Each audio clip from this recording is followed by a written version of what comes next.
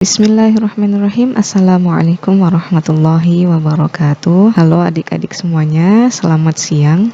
Oke, bagaimana kabarnya hari ini? Mudah-mudahan kita semua selalu diberikan kesehatan dan kelancaran ya dalam segala aktivitas kita.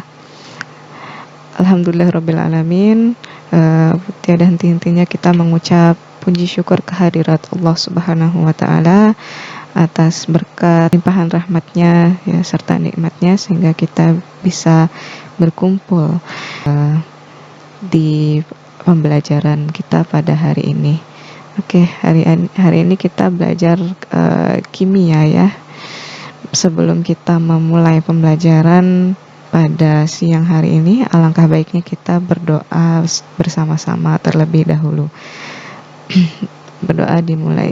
Bismillahirrahmanirrahim. Raditu billahi rabbah wa bil islami dina wa bi muhammadin nabiyya wa rasulah.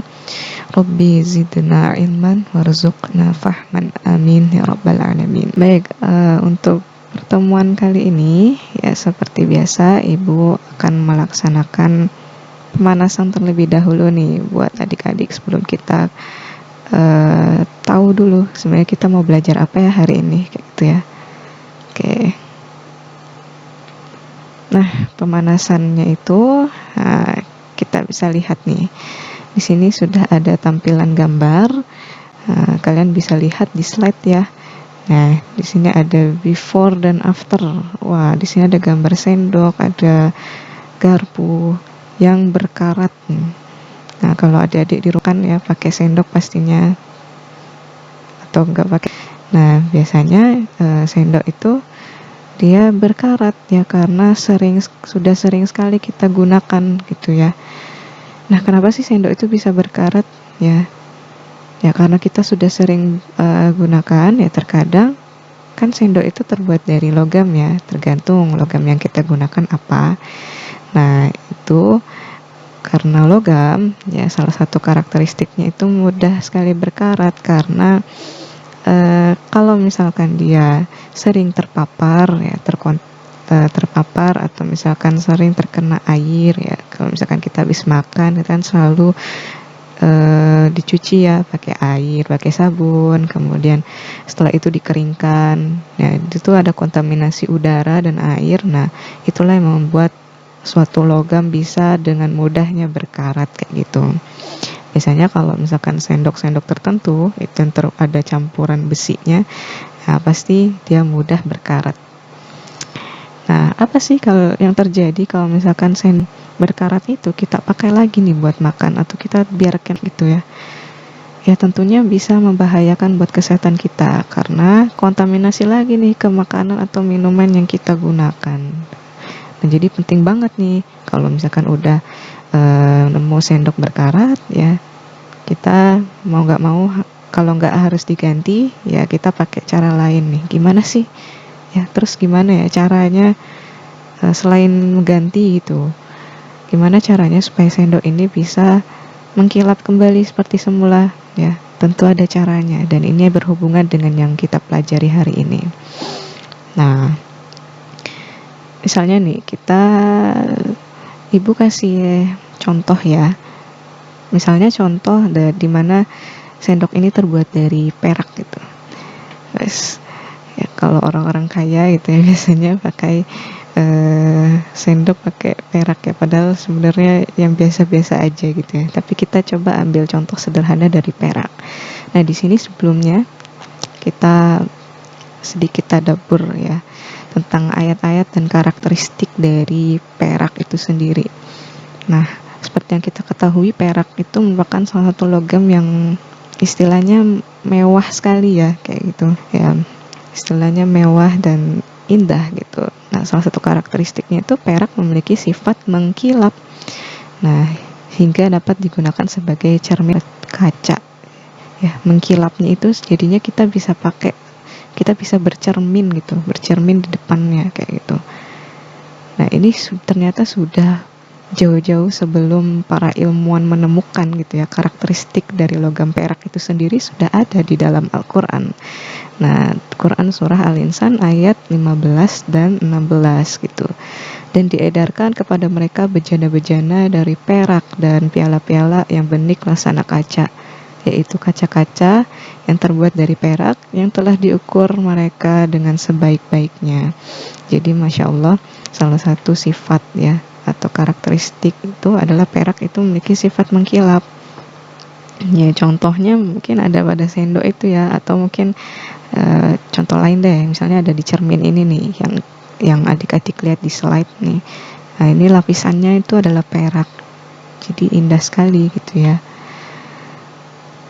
Nah berhubungan dengan tadi ya, logam perak itu adalah satu logam yang indah ya, berarti perak ini bisa kita simpulkan bahwa perak itu merupakan logam yang memiliki fungsi keindahan.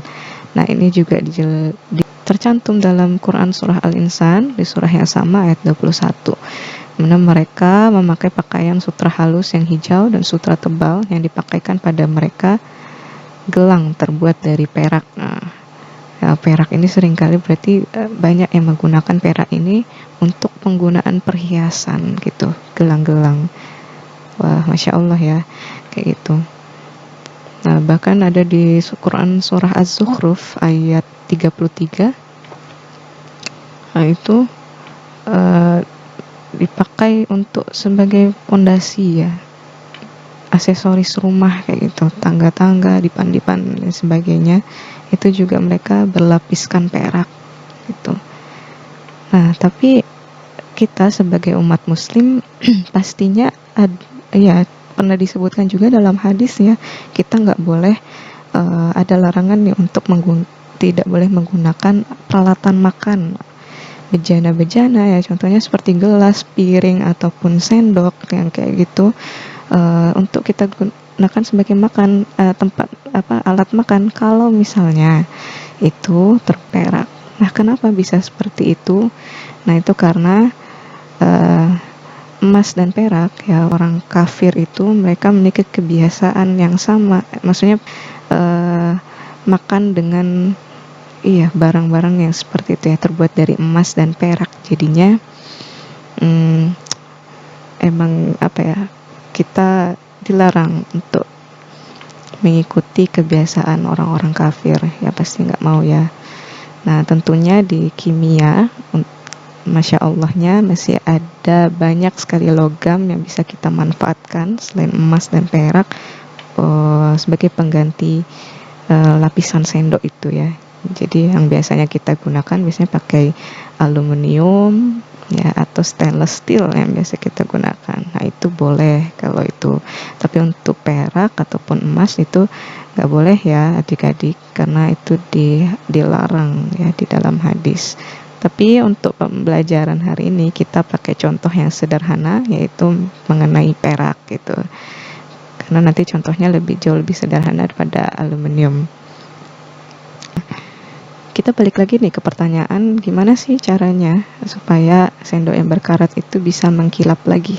Nah, salah satunya adalah ada di dalam ilmu kimia yang disebut dengan electroplating atau penyepuhan logam, di mana ya electroplating itu apa sih? Kayak kita tuh sendok yang sudah berkarat ataupun apapun itu sih sebenarnya, mau perhiasan atau gimana apapun, kalau misalkan sudah sudah tiba-tiba berkurang gitu keindahannya, dan artian sudah berkarat atau misalkan udah nggak terlalu mengkilap lagi gitu, kita bisa lapisi ulang dengan logam yang sama. Nah, pakai metode yang disebut dengan electroplating. Jadi itu adalah salah satu metode elektrokimia yang digunakan untuk melapisi logam ya, sehingga bisa terlihat atau tampak seperti baru gitu. Nah, sebelum kita pelajari lebih lanjut tentang penyepuhan logam itu seperti apa, nah kita harus tahu dulu nih sel elektrolisis itu apa sebenarnya. Nah, jadi electroplating itu merupakan salah satu contoh aplikasi dari sel elektrolisis. Jadi sebenarnya kita mau belajar tentang sel elektrolisis dan cara kerjanya tuh gimana sih gitu ya. Baik, kita lanjutkan ya. Nah, jadi untuk sel elektrolisis itu sendiri merupakan salah satu dari sel elektrokimia yang menggunakan energi listrik untuk menghasilkan reaksi redoks tidak spontan. Jadi untuk pertemuan kemarin kita sudah bahas mengenai elektrokimia ya, bahwa sel elektrokimia itu terdiri dari dua, ada yang disebut dengan sel elektrolisis, ada juga yang disebut dengan sel Volta. Nah, ini kita baru bahas satu, yaitu mengenai sel elektrolisis. Nah, di mana sel elektrolisis ini ya, kenapa bisa disebut reaksi redoks tidak spontan? Karena reaksi ini dihasilkan ketika eh, kita menggunakan energi listrik. Jadi kalau nggak ada energi listrik, tidak akan muncul yang namanya reaksi redoks. Jadi butuh banget yang namanya energi listrik nih kalau di sel elektrolisis. Nah, nanti ada yang sebaliknya nih, nanti ada yang disebut dengan reaksi redoks spontan. Itu nanti akan kita pelajari di bab sel Volta ya.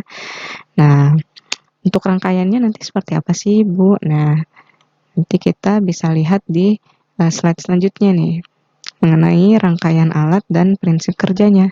Nah, udah kelihatan ya. Jadi di sini ada salah satu ilustrasi ya. Ini merupakan rangkaian alat elektroplating yang tadi saya sebutkan sebelumnya, atau yang disebut dengan penyepuhan logam. Nah, jadi di rangkaian sel elektrolisis ini terdiri dari anoda dan katoda. Jadi anoda dan katoda ini disebut dengan elektroda ya.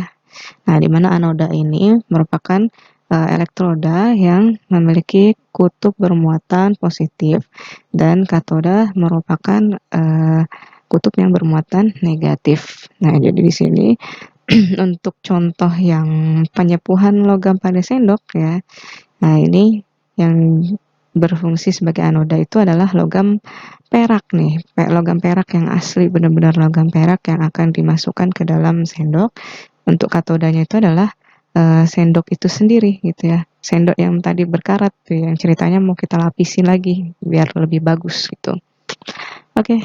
Nah, kemudian nanti dialiri oleh sumber arus listrik ya, energi listriknya ya sumbernya dari sini.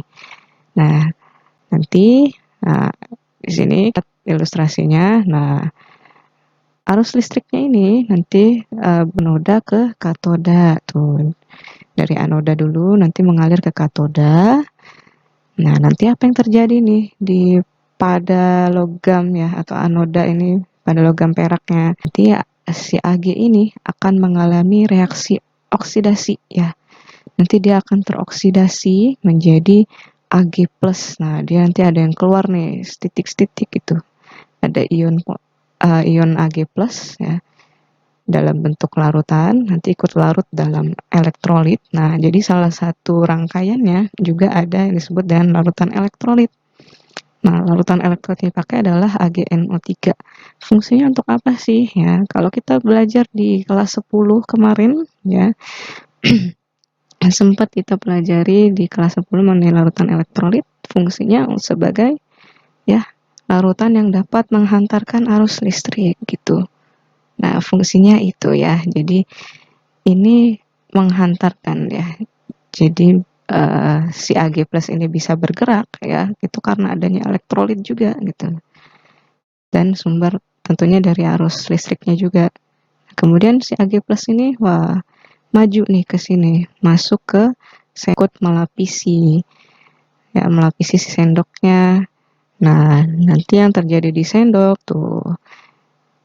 Nah, nanti yang terjadi di sendok itu adalah reaksi reduksi. Nanti ini logam Ag-nya benar-benar nempel. Jadi yang awalnya tadi Ag+, kemudian nanti berubah lagi jadi Ag dalam bentuk padatan ya, karena sudah menempel, terlapisi ke sendoknya. Nah, secara ringkasannya, nah ini seperti ini ya.